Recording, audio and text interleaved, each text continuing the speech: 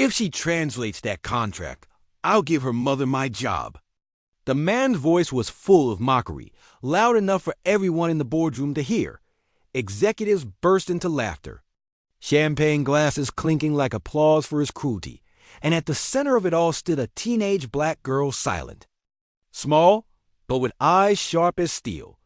The man didn't know it yet, but the girl he just mocked was about to shatter his arrogance in the language he thought she could never speak. The headquarters of Hollis Global shimmered like a cathedral of money. Glass walls, polished marble floors, and the smell of power floating in the air. Expensive perfume, polished wood, and pride dot inside the top-floor boardroom. Men in suits gathered around a long table, speaking the language of numbers and deals. And among them stood Grace, a janitor quietly cleaning a spill left behind by people who didn't even glance her way.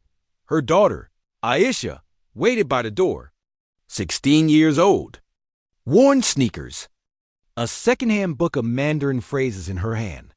She was there because her mother couldn't afford childcare, and today's shift was too important to skip. The world rarely noticed them until someone decided to laugh. A group of investors had flown in from Beijing, and they were getting restless. Their translator hadn't arrived yet. They spoke in hurried Mandarin, confused about where to set up. Grace, trying to be helpful, smiled nervously and gestured toward the conference room. Meeting. Here, she said softly. You wait here, please. But her accent, her uniform, her skin, it was all the wrong kind of difference to the wrong kind of people. From the far end of the table, Mr. Hollis, the company's CEO, leaned back in his leather chair, smirking. You think she knows what they're saying? He muttered to his assistant. She probably thinks Mandarin is a fruit. The assistant chuckled awkwardly, but Mr. Hollis wasn't done. He raised his voice, deliberately loud enough for Grace and her daughter to hear. Tell you what, he said with a sneer. If your little helper here can translate a single word of what they're saying, I'll give her mother my job. The room erupted in laughter. Someone even clapped. Grace's face went red. She bowed her head, whispering, Come, Aisha, let's just go. But Aisha didn't move. She looked at her mother, then at the man laughing across the room. Her chest burned, not with shame, but with calm, fiery purpose. Aisha stepped forward. The laughter softened into a low murmur. Sir, she said, her voice soft but clear. May I try? Mr. Hollis leaned back, amused. Oh, this should be good, he said. Go ahead, kid. Impress us. The Chinese investor repeated his question, something about contract clauses and shipment schedules.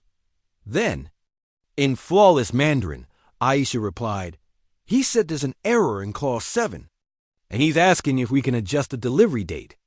The silence that followed was deafening. The investor blinked in surprise, then broke into a wide smile. He exclaimed, Perfect! He turned to Mr. Hollis. She's correct. That's exactly what I said. Gasps fluttered across the room like wind through glass. Every executive stared at Aisha as if she had just performed magic. Mr. Hollis's smile vanished. His face paled. You speak Mandarin? Aisha nodded. Calmly, yes, sir. Mandarin, Cantonese, and a little Korean. I've been teaching myself for 3 years. Grace stared at her daughter, tears welling in disbelief. She'd seen Aisha studying late into the night, whispering strange words over notebooks, but she never realized how much she had mastered. The investor laughed warmly and gestured toward Aisha.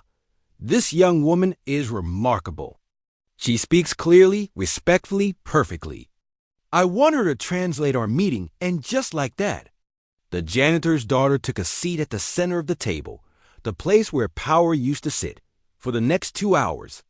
Aisha translated every sentence, every question, every term of the multi-million-dollar deal. Her voice flowed with quiet confidence, bridging two worlds that had never respected each other equally. Executives listened. Investors nodded. Even Mr. Hollis, the man who once ruled the room, stayed silent.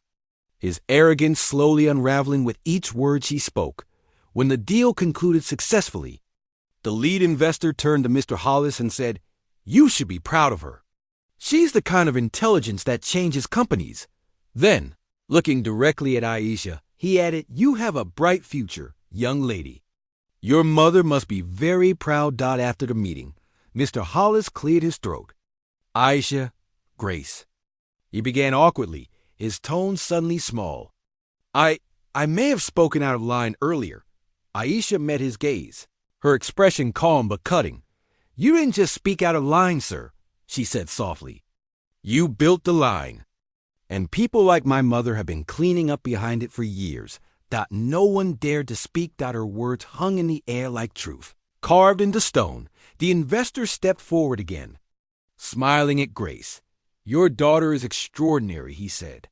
"I'd like to sponsor her education. Full scholarship, international program." Grace's knees nearly gave out. She whispered, "Thank you. Thank you so much." Aisha took her mother's hand and looked at her. "You see, Mama," she said quietly, "you always told me, work so hard that respect has no choice but to listen." That moment became legend in the company. By the next day, the story had spread across social media under one headline: "The janitor's daughter who spoke the language of respect."